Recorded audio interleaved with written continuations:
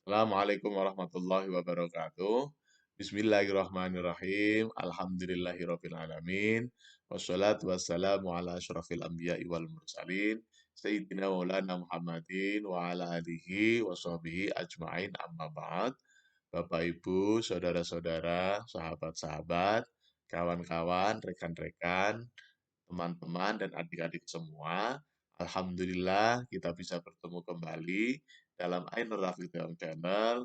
Untuk edisi yang ke-200 ini, kita ingin melanjutkan pengenalan kita tentang kebijakan publik yang sering kita sebut juga dengan istilah al-maslahah mursalah atau al-maslahah al-ammah dalam konteks usul fikih. Bapak Ibu, saudara-saudara, sebagaimana di edisi sebelumnya kita sampaikan bahwa bentuk penyajian hasil analisis kebijakan publik itu ada 3 jenis ya.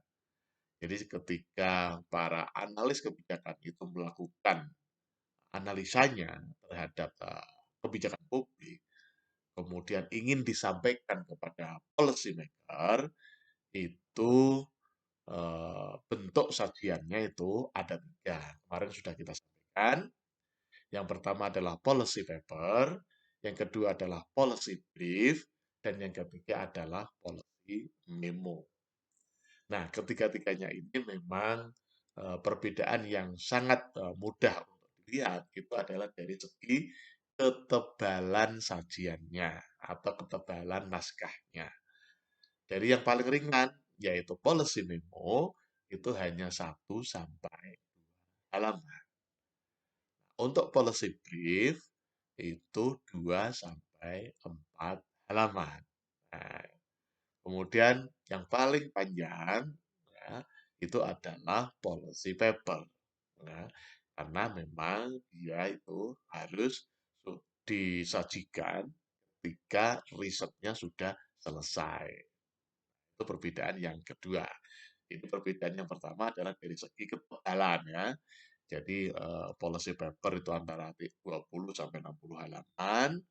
Untuk policy brief itu antara 2 sampai 4 halaman. Sementara policy memo itu antara 1 sampai 2 halaman. Perbedaan yang kedua adalah policy paper itu bisa disajikan kalau risetnya sudah selesai. Berbeda dengan policy brief dan policy memo. Policy brief dan policy memo itu bisa disajikan meskipun risetnya belum selesai. Memang ketiga-tiganya ini semuanya adalah sajian kebijakan publik yang berbasis riset. Sama, tiga-tiganya sama. Cuma kalau policy paper itu bisa disajikan kalau risetnya sudah selesai. Beda dengan policy brief dan policy memo. Itu bisa disajikan meskipun risetnya belum selesai. Nah, perbedaan yang ketiga itu adalah dari segi sumber data. Untuk policy paper, sumber datanya itu harus sumber data yang primer. Berbeda dengan policy brief dan policy memo. Policy brief sama policy memo itu boleh menggunakan sumber data sekunder. Nah, bagi kawan-kawan yang biasa melakukan riset, sangat paham tentang hal ini. Apa bedanya antara data primer dengan data sekunder? Itu sangat paham. Nah, itulah 3 perbedaan mendasar antara 3 jenis penyajian hasil analisis kebijakan publik. Yang pertama policy paper, yang kedua policy brief, dan yang ketiga adalah policy memo. Nah, kesempatan ini kita ingin lebih jauh terkait dengan yang paling sedikit, yaitu policy memo. Untuk policy memo, itu kalau kita lihat dari sistematikanya atau strukturnya, sistematika penyajiannya itu paling tidak ada 6 struktur atau 6 sistematika, ya, atau 6 bagian lah dari sistematika itu. Yang pertama tentu adalah pendahuluan. Kemudian yang kedua adalah isi dari kebijakan. Itu biasanya berupa isu-isu fokus ya, isu-isu tertentu. Itu yang kedua. Nah, yang ketiga itu adalah rekomendasi dari kebijakan itu. Rekomendasi dari kebijakan. Kemudian yang keempat, nah, itu adalah pilihan alternatif. Nah, atau alternatif pilihannya itu apa saja? Alternatif pilihan. Ya, alternatif pilihan. Kemudian yang kelima itu adalah rencana implementasi. Dan yang terakhir itu adalah penutup. Jadi ada 6 ya, sistematikanya ada 6. Perbedaannya lagi untuk pendahuluan, karena ini kan hanya 1 sampai 2 halaman ya, maka pengaturan banyaknya teks, banyaknya huruf, banyaknya karakter ini harus secara jeli ya. Jangan sampai melebihi 1 atau 2 halaman. Ya maksimal 2 halaman lah. Untuk pendahuluan yang paling 5 sampai 10 baris. Kemudian untuk yang kedua, nah, yaitu isi dari kebijakan itu, yaitu terkait dengan eh, apa isu tertentu tadi, isu fokus, fokus pada isu tertentu tadi, itu ya 5 sampai 10 baris. Nah, baru yang ketiga ini, yang terkait dengan rekomendasi kebijakan. Nah, rekomendasi kebijakan ini bisa antara 10 sampai 20 baris. Karena ini intinya di sini nih. Ya. Nah, untuk rekomendasi kebijakan itu bisa eh, status quo ini terkait dengan isinya ya. Bisa status quo, bisa perubahan sedikit, bisa juga perubahan yang mendasar. Jadi ya, itu terkait dengan rekomendasi kebijakan ini yang paling banyak ya, paling 10 sampai 20 baris ya. Nah, kemudian yang keempat itu adalah pilihan alternatif. Jadi pilihannya apa? Alternatif mana yang dipilih di sini? Alternatifnya apa yang dipilih?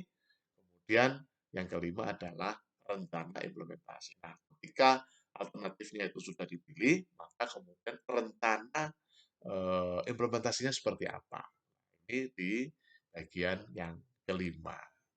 Ya ini juga antara 5 sampai 10 baris. Ya.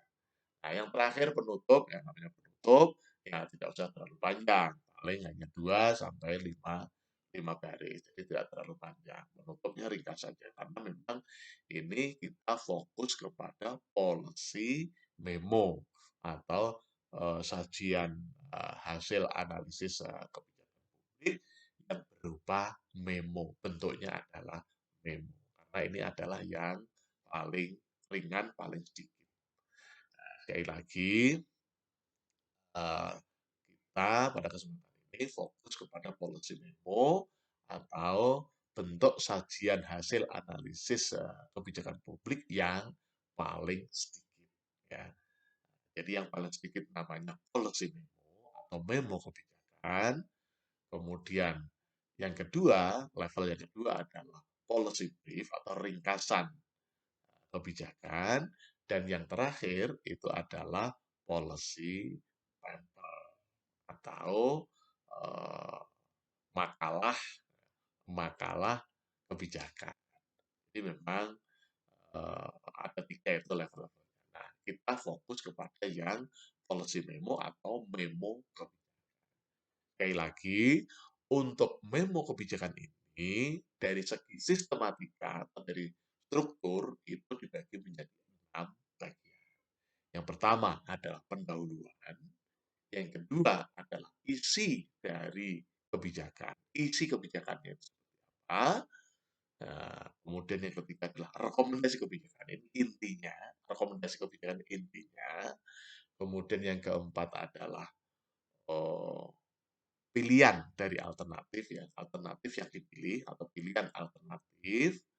Kemudian yang kelima adalah rencana implementasi dan yang terakhir adalah penutup itu dari segi strukturnya atau dari segi sistematikanya. Kalau kita lihat karena hanya 1 sampai 2 halaman, maka untuk yang pertama yaitu pendahuluan cukup 5 sampai 10 baris.